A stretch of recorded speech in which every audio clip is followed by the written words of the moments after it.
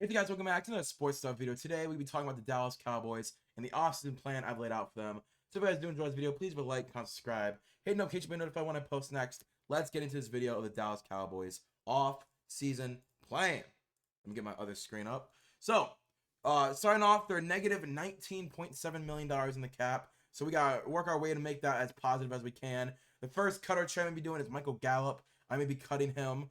He had 34 receptions, 418 yards, and 2 touchdowns this past season. Torn ACL ruined a promising career. When he got paid, or I guess the season before he got paid, he was balling. He was a true number 3 wide receiver who was showing upside as a number 2. Tore his ACL, never really recovered from that. So he's just not a solid number 2 anymore that you can rely on. He saved $10 million cutting him. I just don't see him making the team with his cap hit and his production. I don't see them keeping him on the roster. But you never know. Jerry Jones holds on to talent way too long. Next, the trade I'm going to be doing is Brandon Cooks. So he had 55 receptions, 660 yards, and 8 touchdowns this past season. He had a solid number 2 wide receiver year. I think a lot of teams in the NFL would trade for him, as he's always a receiver you can rely on. He's, whenever he makes the catches, he gets the extra yardage. And the fact that for, almost 8 years now, he's been traded like 4 or 5 times is really insane. But I think he gets traded another time. I could see them keeping Brandon Cooks with a restructure. But for me, I'm moving on from Brandon Cooks and Michael Gallup to make room for that big CD extension I'm going to be doing in this video. So you save $8 million trading him. I think the team that makes the most sense is the Carolina Panthers. So Dallas receives a 2024 fifth, and Carolina receives Brandon Cooks. You get a 5th round pick for Brandon Cooks. You trade away a 6th round pick to get him. So you get a year of production, and you get a next, a round earlier than you originally traded away. You get a 5th. I think it makes sense for both sides. He can go and be potentially the true number 1 receiver for Bryce Young and Dave Canales, and for the Cowboys, they get cap relief. So then we have some restructures. I have Dak Prescott and Zach Martin on restructures. I see both of them being here in 2 years. $22 million from Dak, 12.5 from Zach Martin. But you open up $34.5 million with those restructures. So now we're finally positive. With positive $32 million. My first thing we'll be doing is with extensions. I'm extending CeeDee Lamb. CD had a great, probably the best wide receiver year this past season. He had 135 receptions, 1,749 yards, and 12 touchdowns. He played like a top 3 receiver in the league.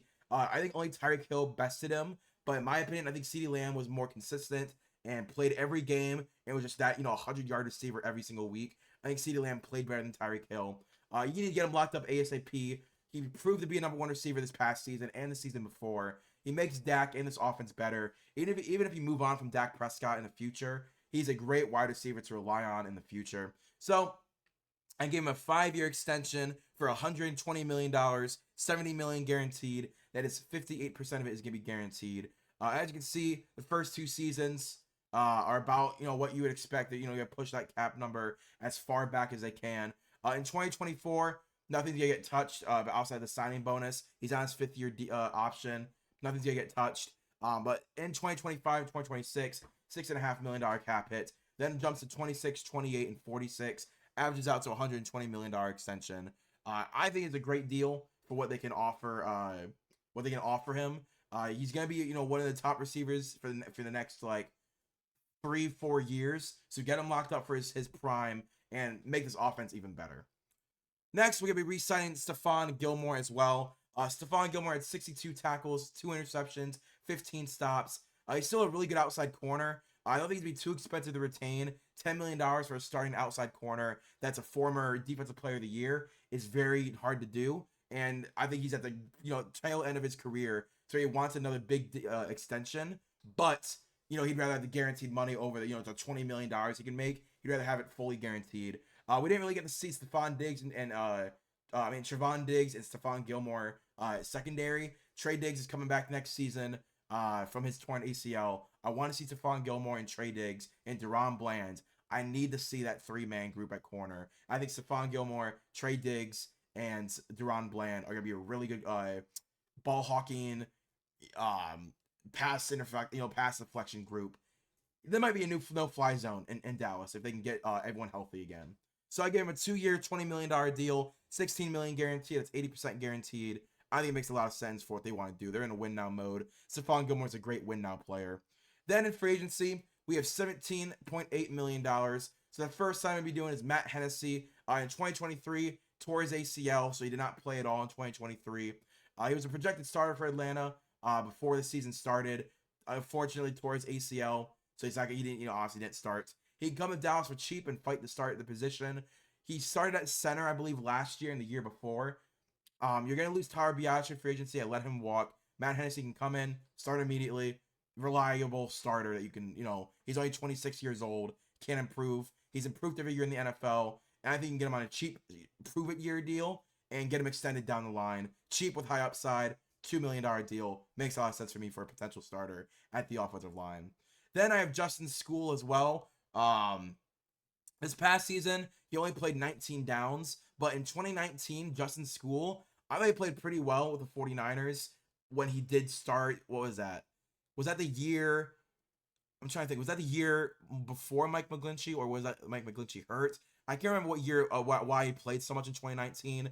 But since 2019, he's bounced around the league. But I think Justin School can come in, get viable left tackle minutes. Tyron Smith, I'm gonna let him walk in free agency. I just don't see with the cap space re-signing Tyron Smith. So Justin School is now a veteran that we've seen in the past play pretty well for a backup that was asked to start, played pretty well. I can bring him in for dirt cheap.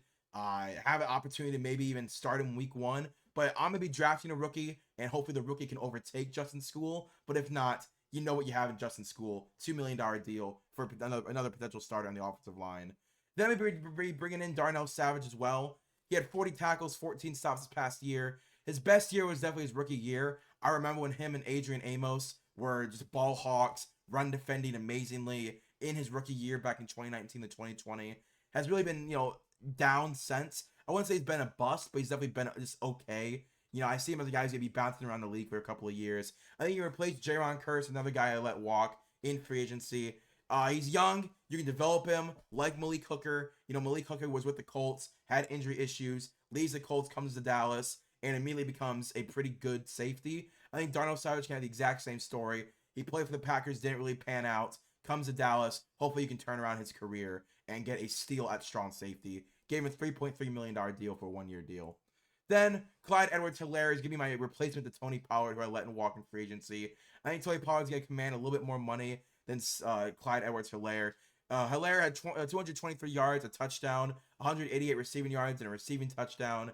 I think he's a quality rotation back. He can be that third down who's an okay pass blocker if you need him to chip block, and he's dedicated to getting on the field as much as he can.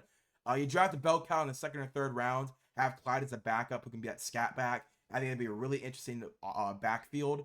He's only 25 at the beginning of the season, so he's still young. He was very young when the Chiefs drafted him in the first round, and I think that the Dallas Cowboys can buy low on him. I'm not gonna say that he's a star or anything, because Isaiah Pacheco has overtaken him on the depth chart as running back number 1. Jerick McKinnon is taking over his scat back minutes, to where Clyde Edwards-Helaire really just a 5 or 6 snaps a game, and he makes the most of those 5 or 6 snaps. But he's a 3-time Super Bowl champion. He's been a rotation player on this Chiefs offense, and in my opinion, I don't think Clyde Edwards-Helaire leaves. I think he's going to take whatever money the Chiefs offer him, because why not try and win 4, 5, 6 Super Bowls with the Chiefs? So I gave him a 2-year, $5.5 million deal to lure him away from the Chiefs, $3.5 million guaranteed. I just think it makes sense, try and steal Clyde Edwards-Helaire from the Dallas Cowboys. And if you can get him, cool. You see what he has. But if you can't get him, it makes sense because the Chiefs re-sign him. Why would they not re-sign him? But now we'll be going into the draft with $11.7 million, and here's the draft. So obviously, Troy Franklin, I've been very high on this entire draft process. He had an excellent year at Oregon. He's projected, in my opinion, to be a number 1 receiver in the NFL. The fact you can have CeeDee Lamb and Troy Franklin on the same offense, it's a little busted. I'm not gonna lie to you guys, it's a little busted. He has a frame to go alongside the skill. He would be the wide receiver 3 in this class if it wasn't for such a stacked class. You have Rome Odunze, Malik Neighbors, and Marvin Harrison Jr. They're pretty much locked up wide receiver 1, 2, and 3. But if Rome Odunze wasn't in this class, I would put Troy Franklin at wide receiver 3, even over Brian Thomas Jr. I just think he has the skill set, he has the frame for a true number 1 receiver in the NFL. Then at 56, I grabbed Dominic Pooney from Kansas. He's projected a high 2nd-round pick. So if you can get him later in the 2nd round, that's great value for you. He started at left guard and left tackle at Kansas. So last season was a left guard, this season left tackle. We know the Cowboys love versatility at the offensive line. Think Tyler Smith. You know, he was drafted to be a left tackle. He was drafted to be a left tackle, move to left guard because of Tyron Smith. So maybe you can kick him back out to left tackle, but he's been really good at left guard. Why not draft a dominant left tackle in Dominic Pooney? This season was really good. He's a great pass blocker, could work on run blocking, but as a pass blocker, you can't really ask for anything more out of Dominic Pooney. Obviously, not the most dominant player in the world, but in the second round, I think you can see a Tyler Smith type of execution. A guy who just comes in, plays his role that he needs to start, and just finds a way to stay in the starting lineup. So then we've got Trey Benson at 87. Trey Benson might be my running back number one. I'm still debating on who I have at running back number one, but I love Trey Benson. In my opinion, I think he could probably end up being a high second round pick. He has great post contact balance. He doesn't go down easy. If he starts going down, he's able to find that balance to get up and reignite the engine, so to speak. So where he can start a step, starts the trip, regain his balance, and get back up to the top speed. He was the engine that made this offense move at Florida State. There was a lot of games that you would watch him, and his jersey wouldn't get dirty because he was just destroying defenders with his elusiveness, with his ability to work in an open space. He had 6 yards to carry once he became the starter last year, 6.5 last year, 5.8 this year. Averaged at about 6.2 yards a carry. Really good for a running back. I think Trey Benson can be the every down back, and then Clyde Edwards-Helaire can be that scat back kind of, to where they had Ezekiel Elliott be the downhill runner, then Tony Pollard be the guy who could come in relief of him and be a different runner. Then I'm going to grab Josh Newman out of TCU at 125. He's a good man corner. I'd be interested to see what they can make out of him with behind Stephon Gilmore. Stephon Gilmore obviously is one of those guys who's just a Hall of Famer. So you want as many guys learning from Stephon Gilmore as you can. And Josh Newman is a great man corner. I think it'd be really cool to see him learn a lot what he can from Stephon Gilmore, whether it's how to, read receivers' hands and legs, pre-route cuts, how to predict. I think there's more stuff you can learn, the intricacies of the game. And I'd be interested to see what Josh Newman at 6 foot, 190, I think he can learn a lot from Stephon Gilmore. He only really had one true bad game this year against Texas, but last year had a rough year. This year, he only let up 1 touchdown compared to 9 touchdowns over the last 2 years. Had a bounce back season at TCU. Was locked down for them. I think Josh Newman could sneak maybe in the day 2, but at 125, I think it's great value still. Then at 165, we have Hunter Norzad out of Penn State. Hunter, he played significant snaps at every single offensive line position, like well over 300 snaps at every position except for right guard. So I think he has versatility in offensive line. The Cowboys have been known to love that. I think he's a guy who can come in and if he needs to, start at different spots, get some injury because this offensive line always gets injured. He had a good year at center though, so he could replace Tyler Biadasz day 1 and fight Matt Hennessy for that starting job. He's a powerful zone blocker. He had a good year at center. He let up no sacks this year. I think Hunter Norzad has a chance to start for this team out of the 5th round. Then that pick is by way of the Brandon Cooks trade. Then at 173, I'm going to grab Marcus Harris out of Auburn. Harris had 7 sacks and 16 hurries as a pass rushing D tackle and 30 stops as a run defender with 28 tackles. He's good all around for a 5th round prospect. I think this guy will probably, slowly creep up draft boards as the combine happens. I don't know if it's athleticism, but when it comes to stats and grading, this dude is a pretty good player out of Auburn. I can see him bulking up some more to maybe play more run defending because they got their pass rushers and Micah Parson, DeMarcus Lawrence, Dorrance Armstrong. Like they have pass rushers. I think Marcus Harris can be utilized more as a run defending D tackle who could pass the rush when needed. But I could see him gain some weight, become more of a run stopper. Then I'm gonna grab Kenny Logan out of Kansas again in the 6th round. Kenny, one of those guys I keep drafting as a versatile safety. Played everywhere and didn't let up a touchdown this year. Great coverage option with work needed to be done in the running defense. But as a coverage safety in the 6th round, it can't get much better than Kenny Logan. Then at 242, John Tree Hunter. So John Tree Hunter is one of those guys that the last 4 or 5 rebuilds I've done, I really looked at John Tree Hunter and said, you know what? This guy might rise up my boards. I'm going to watch some film of him this year. I haven't watched any film yet, but he's definitely on my watch list of I need to watch some John Tree Hunter film because this dude, when it comes to stats, has it all, right?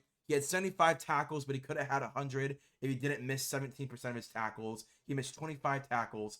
Not good. Not good at all. I'm all for saying that's not good. But he's 6'2", 240. I can see maybe moving the safety linebacker hybrid as that box drawn safety.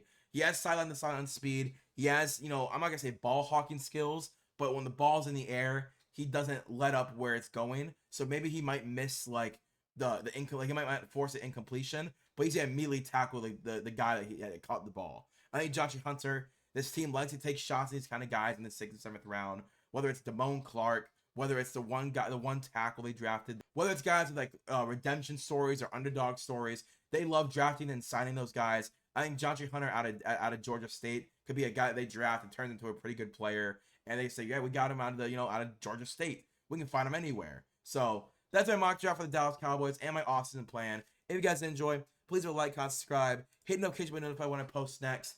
I'm not gonna say this is my favorite rebuild, but I definitely think there are areas that I could have improved. Like I don't know.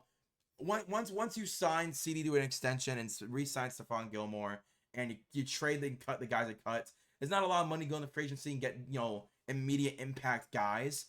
You do a lot of cheap high upside deals. And in the draft, I love the Troy Franklin pick. I love the Dominic Pooning, the Trey Benson pick. Josh Newman and Hunter Norzad could become starters in the first year. Marcus Harris could play rotational minutes. Kenny Logan could be a backup. And Josh Hunter is a shot in the dark. But again, if you guys enjoy, please like, comment, subscribe. I'll see you guys later. Peace and bye.